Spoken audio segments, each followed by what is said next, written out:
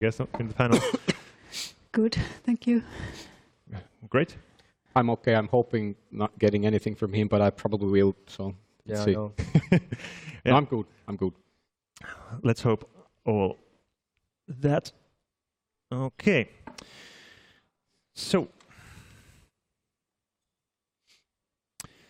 as you can see, we didn't go exactly to the places, but yeah, that's good.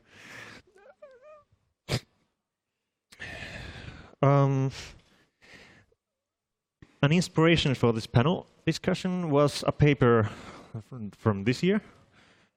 One of the inspirations. Don't worry, you don't have to have ready to take a part of it in this conversation. It was. I read it. Yeah, there, that one. You can all see it and read it from that far away. Well, it's also called. Also, if you can't see it from there, it's what the heck is. No, that's this event. What happened to cognitive science by Nunes and others, published in Nature Human Behavior. Yeah, they basically said that in the 50s that cognitive science was more or less formed. There was a really excited feeling that now we're going to have AI in a couple of years that functions at the same level as humans, and we're going to have a new coherent science, and it's integrated and all the happy stuff. And then they, in the paper, they quite demolished that. That's not where this cognitive science thing ended up in. Yeah, and they say that in like bibliometrically the field has been largely subsumed by psychology, especially cognitive psychology, and it exhibits a striking lack of curricular, you know the word, consensus. Yeah, thanks. Or did you say? I said curricular, yes. That's the one, thank you. Raising questions about the future of the cognitive science enterprise. Yeah. Yeah, so here are panelists. I can introduce you a bit more. No, it's fine. Okay, everyone knows your name. At least that point that, Jaana, you said yourself that you're from psychology. Mm-hmm. Yeah, and then we have also Jussi that is from cognitive science, and Ben, you're originally Computer science. In computer science. So we already have a variety of people gathered here to investigate this, what the heck is cognitive science question. But see, yeah, my first question for you would be like, what the heck is cognitive science? In your own experience, as an, like when you have, where have you seen cognitive science mentioned, and what have you understood that it is? Not in an academic sense that you read from the paper, but in the field, in the Helsinki or other places that have use the word of cognitive science. It's like empirical question of your experience of what the heck is cognitive science. I'd like to, Jussi, if you would like to start. Sure. Because you have a PhD in cognitive science. I do, yes. Yes. So actually, I will read one quote from the paper, which I'll then reflect on, because I think it's not to go too deep into that particular paper, because it has been criticized by others. Yeah. And they do have an agenda, so they're very harsh. Yeah, yeah. So, but not to worry. But I want to read one part here, which is sort of, which caught my eye. So they say this in the paper. They say, and I quote, "Indeed, the label cognitive scientist today is often used as a catch-all designation to label or self-label scholars with a dizzying array of unrelated interests and theoretical orientations." So they're saying like it's dizzying. So they're going to faint because it's so unrelated, and they're like unrelated interests. And I showed you the sort of the first slide where I described my career, and it does look like there's a lot of things going on. And in terms of a cohesive singular science that is cognitive science instead of cognitive sciences, you might say that, is it really a singular science if it's like a kitchen sink approach? Well, as I mentioned, all of these things, philosophy of mind, neuromarketing, and all of these things, having common something that's related to information processing. Studying each and every one of these things from the perspective of information processing has for sure made it much easier for me to see, let's say, like a bigger picture. See, cognitive science for me is, well, it's about information processing, modeling information processing, and it's seeing how various phenomena in psychology, in philosophy, in neurophysiology and so forth can be viewed as phenomena of information processing. So that's sort of my answer to your question, unless I sort of dodged it a bit. So I'm just going to throw the ball to someone else. What are your reflections on this topic, or the one that I asked? Me? Okay. So first of all, the question of what happened to cognitive science that's posed by this paper is it's easy enough to answer. Cognitive science is everywhere. It's criticized as not being a sort of extant discipline in this paper on the basis of analysis of bibliometrics and analysis of university faculties and courses given and PhDs awarded. But the truth is that those metrics all apply to entities which are, apples to the orange of cognitive science. Universities form their faculties around disciplines like psychology and mathematics and so on. Cognitive science is not such a thing. It's perhaps a perspective on looking at human thought or intelligence from the perspective of information processing, or a converse or a complementary way of looking at it as it presents a theory of what might intelligence be.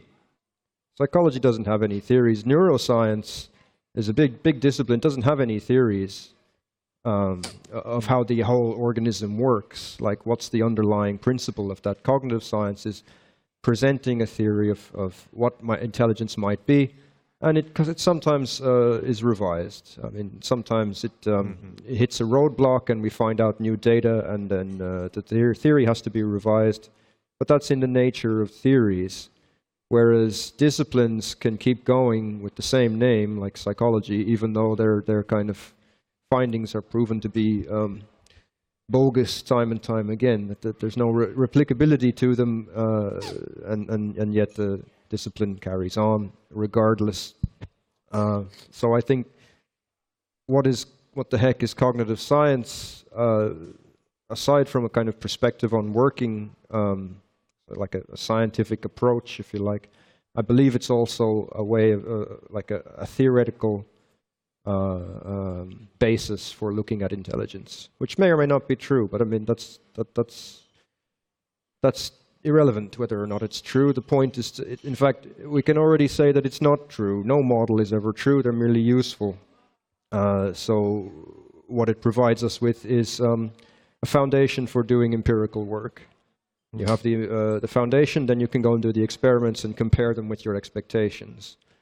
If you just say we're interested in looking at how people think, then it's not. I mean, you have no predictions to make and nothing to falsify, so you can just make up whatever you want, I guess. Yes.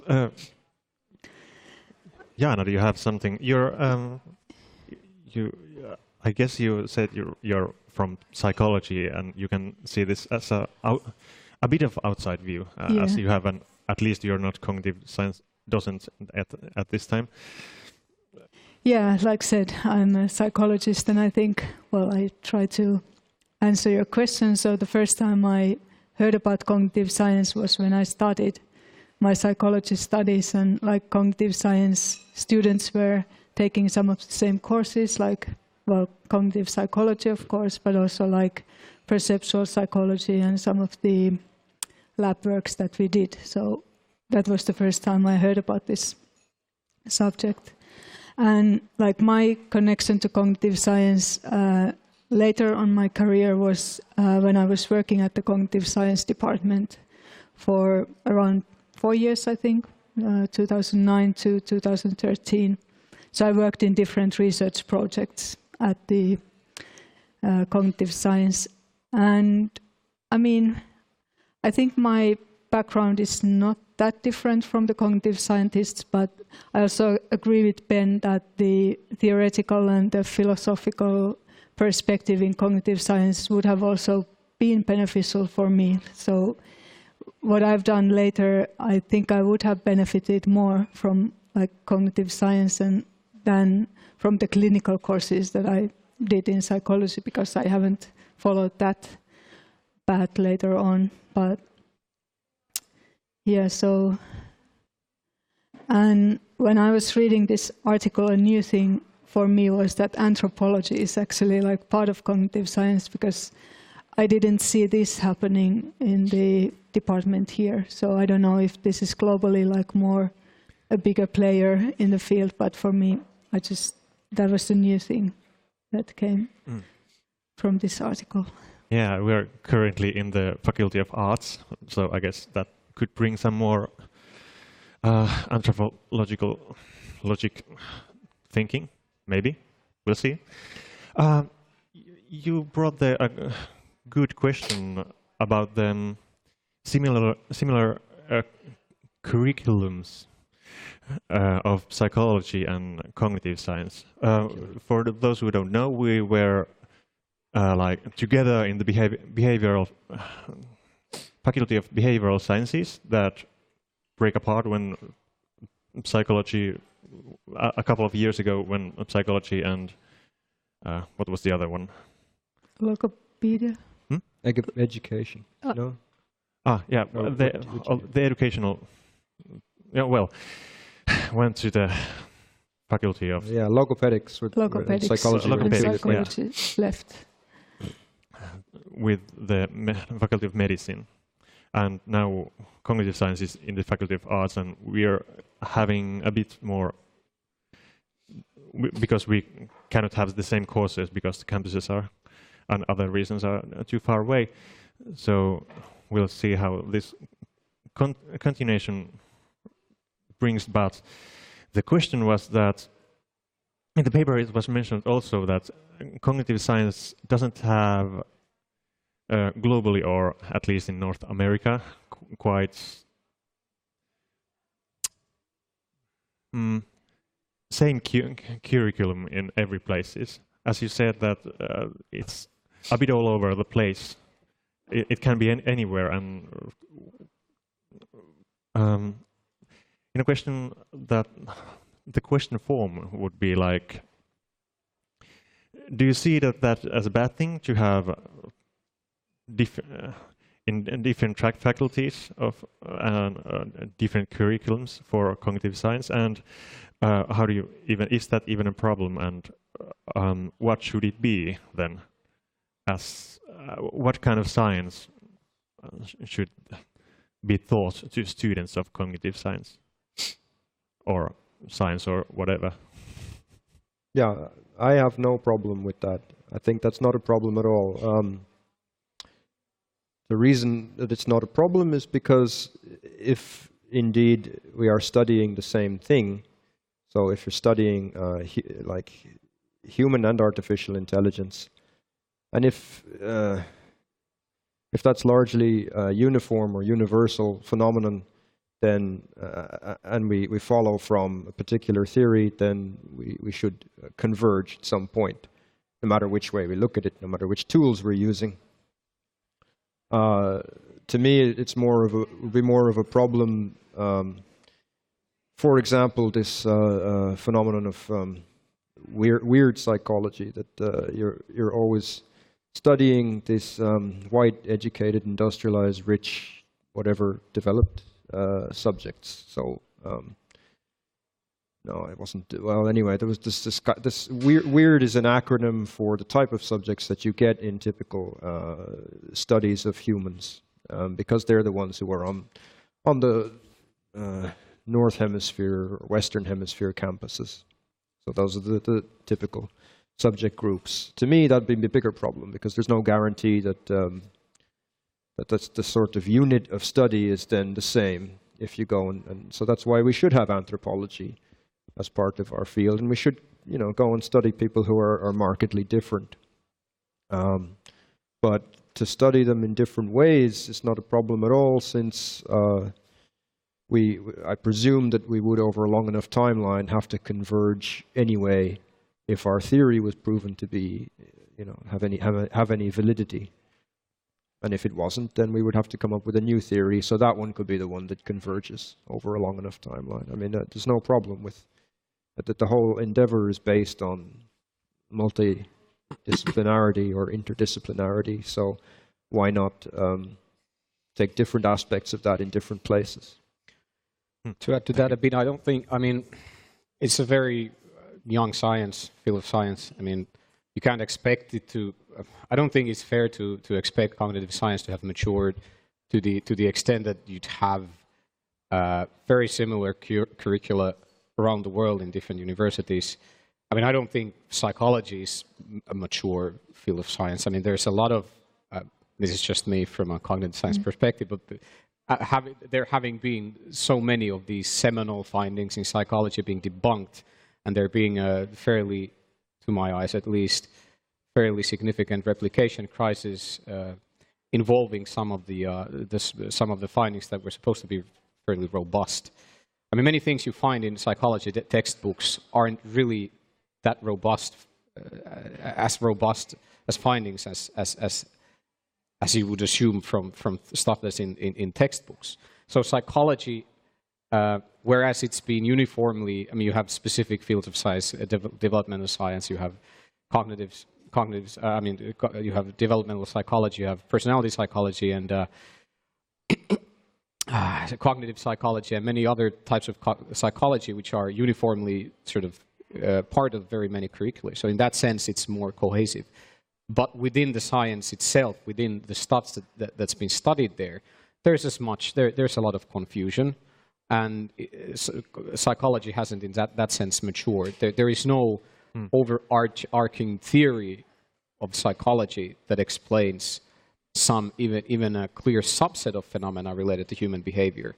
Cognitive science is in a similar spot, but I don't think the fact that it isn't reflected in the institutions as well as psychology is the core issue. Cognitive science is clearly younger and it's still maturing. So I don't think that's a problem in the sense that it's more difficult it's in terms of student intake and to get them familiarized with the science. In terms of that, it's a problem if you don't have a cohesive curriculum. But that's a bureaucratical and that's a problem on a different level. That's like a societal. You need to be vocal and you need to be outspoken about cognitive science in general to fix that. Yeah, I also think that the multi-interdisciplinary thing is at the core of cognitive science. So therefore, it should be there. And yeah, it's absolutely true what Jussi said, that even psychology departments vary in the what's emphasized where. So I guess the same thing as in cognitive science, that maybe different departments around the world have a bit different emphasis in what they are teaching. So I don't see a big problem with that. Okay, thank you. Audience, do you have any questions about these topics that have been mentioned this time? Or if you have any questions, please raise your hand and Miska will bring you a microphone. You can ask a question. Okay, sure. So in the paper, there's a lot of criticism. Is there something that you agreed or found that is actually relevant to the field of cognitive science and should be fixed in the future? This paper? Yeah. No, it's trash. It's trash. Burn it. Yeah.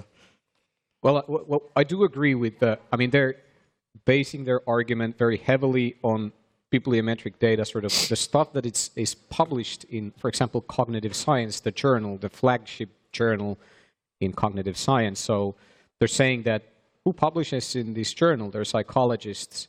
It seems that psychology has subsumed. Their affiliation is a psychology department. Exactly. Yeah. So how many people can be employed in the cognitive science department when it's only 2 or 3 people in the faculty? Yeah. They're claiming that psychology has subsumed cognitive science based on this bibliographic evidence, and also on the. Which is not wrong. Yeah, in the sense in which they're looking at it, it's not wrong. Yeah, but as I was saying, I think that's probably true, but I don't think that's an argument to say that sort of. I mean, at best, what they're convincing me perhaps is that cognitive science should be called like cognitive sciences. Okay, I'll give you that. We can add an S to the word. I don't care about that.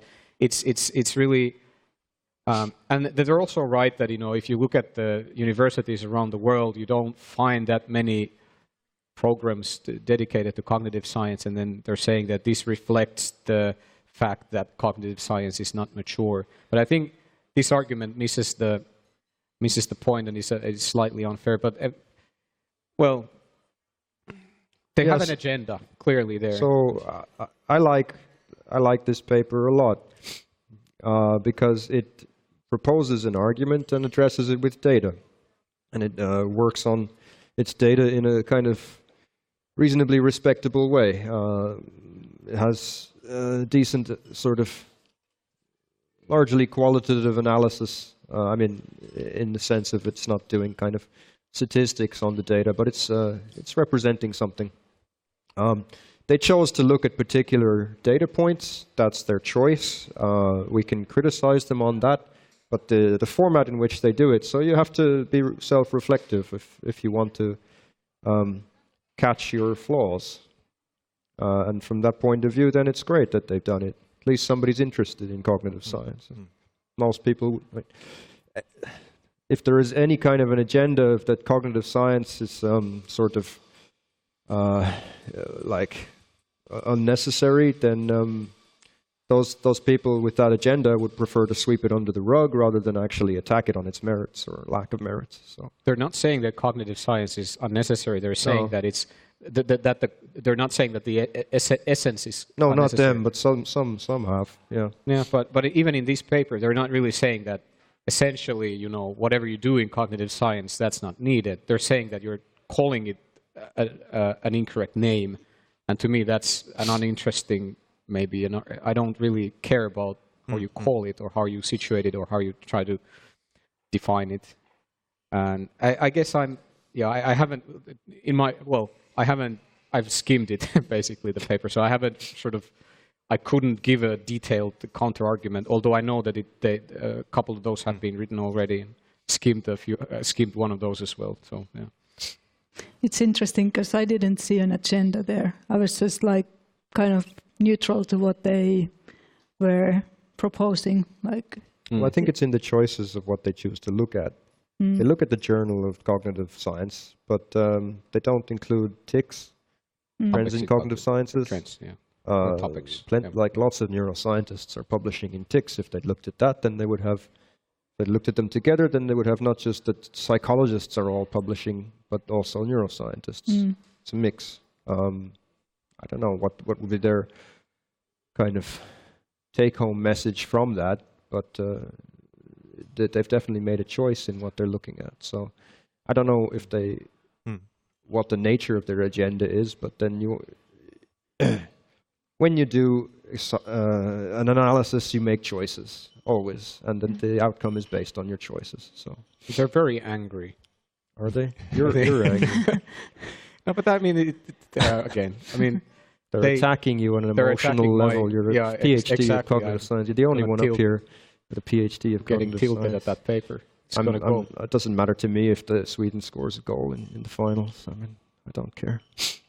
I do. Okay. Yes. Yeah, thank you. I guess this was did answer your question. Any more questions on this topic? Yes. Okay.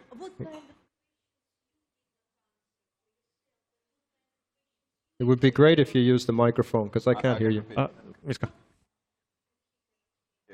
What kind of questions you did not answer for yourself, and what kind of questions are you afraid we will ask you? Can you repeat? What kind of questions? What kind of questions did you leave out, and what would you be afraid to answer? For yourself, even. Is it relating to cognitive science, or? I assume so. Not only intelligence, psychological way of using this. All what you basically touch and did not answer.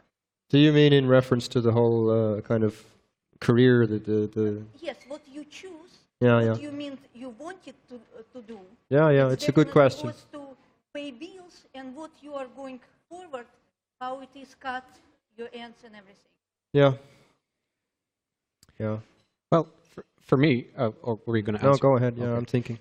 So yeah, if I understood the question correctly, this might be a tangential answer, but for me, I'm interested in so many things. I wish I had more years to study astronomy, microbiology, and behavioral economics. I wish I had time to study quantum mechanics. And I kind of regret, I mean, it's sort of the more time you spend on some topic, the more you sort of, the more narrow your focus becomes.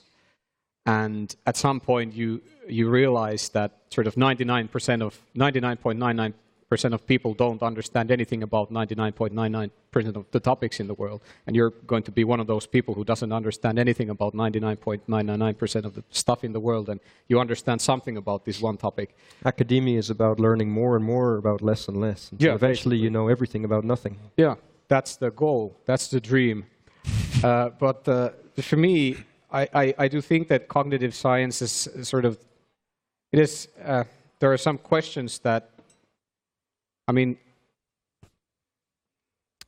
I felt that cognitive science for me has enabled me to keep asking questions that seem sort of unrelated to each other, but they are usually related to each other through information processing or some other sort of, just to use one word, information processing.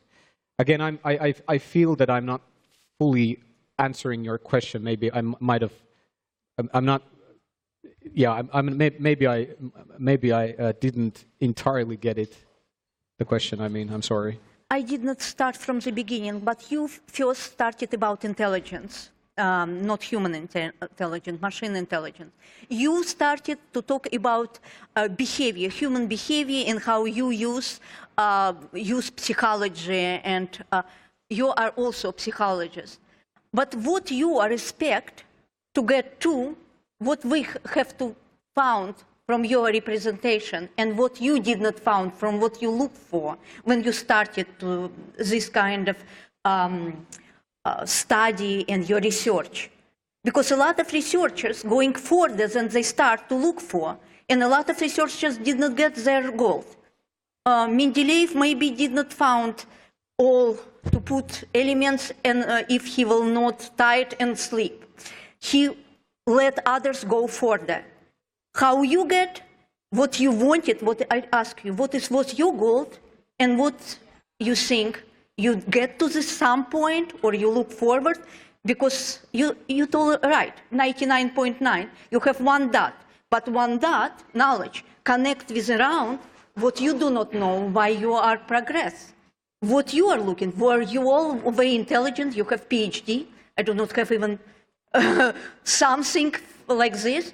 I would like you to explain, and I am on the level, maybe your students, and you did not explain to me what kind of machine you want. We have washer machine, maybe you want machine to come to me and tell, okay, I have to wash this and I have to do this. What you want is expected, because you actually change your life from your addiction. Your addiction was to study other people.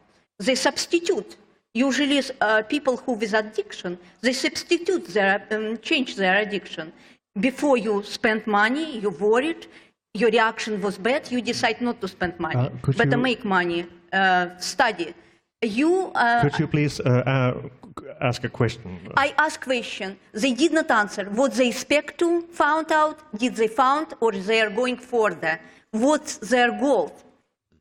What are their goals in their science, their research? If you have research, you have goals. So I can say that I mean, there, for example, let's take a mathematician who has one goal. He needs to solve, he or she needs to solve this one equation, which nobody has solved before. And then they lock themselves in a room and emerge from that room 20 years later and say, here's the proof. I've solved this one thing. That was that motivated me to be in this room for 20 years, and I just wanted to get this done. I just wanted to solve this one thing. I respect that. That's fine. I mean, you can do that. For me, I don't think there is any one question that I want to solve. There is not any one thing that I want to accomplish. I'm just interested in how things work. I just want to know how the mind, how behavior, how the cosmos works. That's me. I don't really care about sort of like answering a specific thing after which I'm be like, okay, I'm done. I'm happy with my life. I just like to go, you know, I like to live my day seeing various interesting phenomena, mysterious and natural phenomena, and spending some time on trying to understand them, because science is about observing phenomena, observing natural phenomena, and trying to explain them, measuring them, building models that predict them, and creating sort of theories that explain phenomena. So I'm just, this is a kind of a banal or maybe an uninteresting answer, but I don't have another one. I don't have that one thing that I want to converge at. No, I said it's completely fine with me, and I enjoy doing it. This is my sort of like one. Oh. Did this answer the question in a satisfying manner? Okay, okay. Anyone else? Is there questions? We have two. Okay, I didn't see who but yes. There. My question is quite simple. How can cognitive science make the world a better place? A good question. Not by doing what I'm doing. Okay. Never mind. Do you... I'm kidding. I don't want to shoot myself in the leg, but maybe... Jaana, do you have perspective from the... Well, I mean... You work in the Helsinki Collegium for Advanced Studies. Do they have something more? I mean, the Collegium is for doing science and like basic science, finding about things. So it's not that much about like finding like new applications, for instance. But I can, like, for my research, I can say that like there are implications for some clinical conditions, like for instance, depression is more characterized by those states when people are drawn inwards and maybe for like more negative thoughts. So like finding about these mechanisms maybe brings some new insight into how to deal with, for example, depression, anxiety type of things. So it's a small thing, but maybe helps the world to become a better place. Just to add a bit to, because I feel it's a bit of a loaded question, because we sort of need to define what is a better place, what is a good place.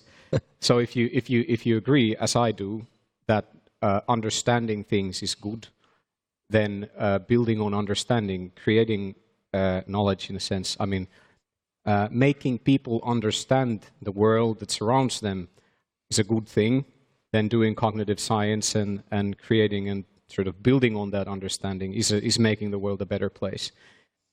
So I'm just defining I'm just defining better to suit my own goals here, but yeah.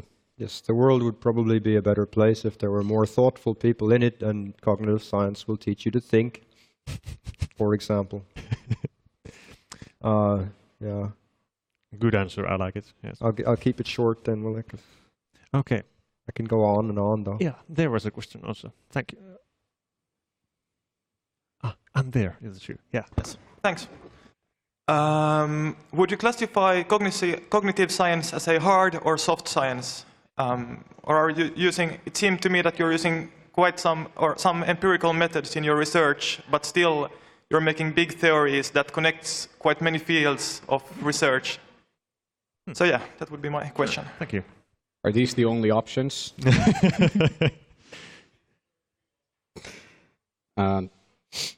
Well, I'll go first quickly. Again, these definitions, these labels are a bit dangerous because they have, I mean, there's like carriage. If you say it's a soft science, then people have you attach something to that definition. And I would say that it's closer to a hard science, just because I don't want people to think that it's a soft science, and because people have a different conception of soft science than what I have, usually. But you can do cognitive science with soft science methods, like qualitative methods, as I have done before. You can do cognitive sciences with very hard science methods, like hardcore mathematical logistic analysis, or any other type of physiological measurements that require sort of what you would normally call hard science methodology. You can do cognitive science using all sorts of methodology. So what defines the science as either hard or soft is the real question. So I'm just going to evade the question again and say it's somewhere in the middle without committing to any other answer. We would need a definition of intelligence. If cognitive science is the study of intelligence, then you would need to have a definition of intelligence in order to decide whether it's a hard or a soft science, because all of the hard science methods that you will use, if you're only looking at epiphenomenon of the intelligent entities that you're studying, and you don't have a theory of the intelligence underlying them, then you don't have a foundation.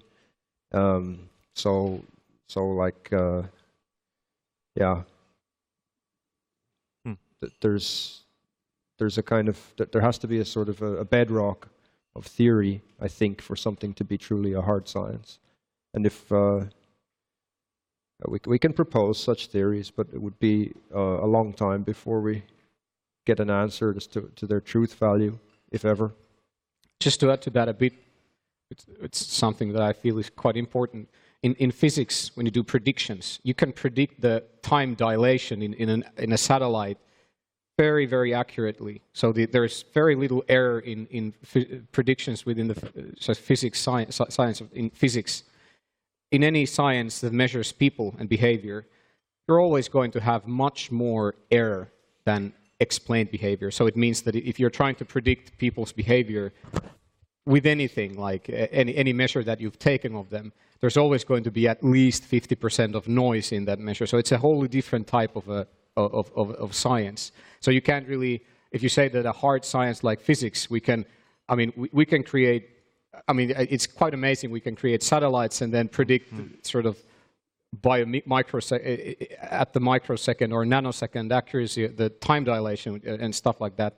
Obviously, you can't do anything of the sorts in psychology or cognitive science because it's dealing with different types of phenomena. But then, again, whether or not you want to call these as hard or soft sciences is fine, but it's also a bit, it's like loaded. Okay. In between the lines, there is the assumption that hard sciences are more science, are like higher sciences, or they're more, they're like the real sciences, and these other soft sciences are like kind of sciences with just like dabbling around with things, but it's not really like academia. Okay. Yeah. Jaana, do you have a comment on this? Well, I would also say it's somewhere in the middle. because there are like, yeah, different methodologies used in cognitive science. Some of them are more considered as hard science, and some of them more as soft science. So yeah, it's somewhere in between. Okay, thank you. Okay, we had one question.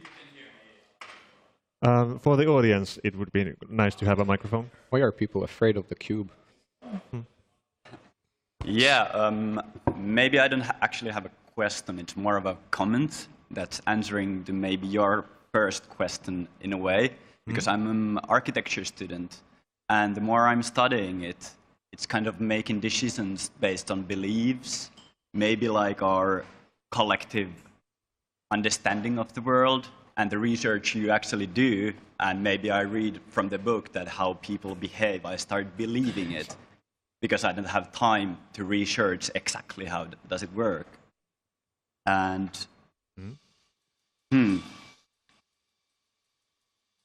so maybe the parameters are like collective wisdom, philosophy, and the values based on our decisions that actually are like implementing the surrounding that could be, if we understand how we behave, made better, and that way, that sense, make like the world better place. Okay. So yeah, thank you for your comments. That's nice. Yeah, I guess we are running out of time.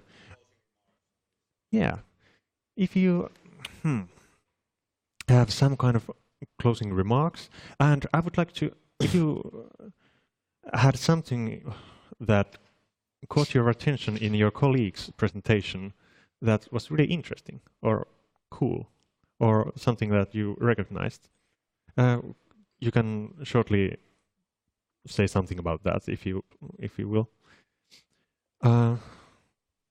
Okay, let that be the last question. Actually, I guess we have had quite a lot of serious talk, so let's talk about what was fun. Did you see something fun in your today when you were not on stage? Well, I saw you used a clip of Otto playing the game, and that's that is a fun game. Yeah, I was disappointed by also. definition. Yeah, I'm a bit disappointed that you selected a non-expert player, like a subpar. You should have given us a video then. You weren't around. You didn't do it. Yeah. We'll get you next time. You'll see. Is the what I'm saying master. Is that I'm much better at the game. He's the king of this particular one game. Not competitive at all. Yeah, but other than that, I like both presentations. Thank you very much. I don't have anything specific to add. Yeah, me too. Thank you. And especially, I was like curious about what Jussi said about the monkey rage and what happens when you lose money in the poker game, because like I don't know if there would be some like common grounds with the attentional states, like what's actually the optimal state where you keep on like winning, and like what goes wrong with your attention or whatever like happens when you start losing, or like and when you cannot control yourself anymore. And actually, yeah, that was also related to what Ben was talking about, the flow. So I think there is this also kind of like a common theme in our talks. Yeah. Like in that sense. Yeah. I really want to use this same analysis methodology for the response times, which calculates the fluctuations in response times. Just haven't gotten around to it yet. What was it, a year, 18 months ago, I saw your results for the first time. So yeah, I have a time delay on learning things. Okay. Thank you, Ben, Jaana, and Jussi, and all the others. Could I have a round of applause for our panelists? Thank you.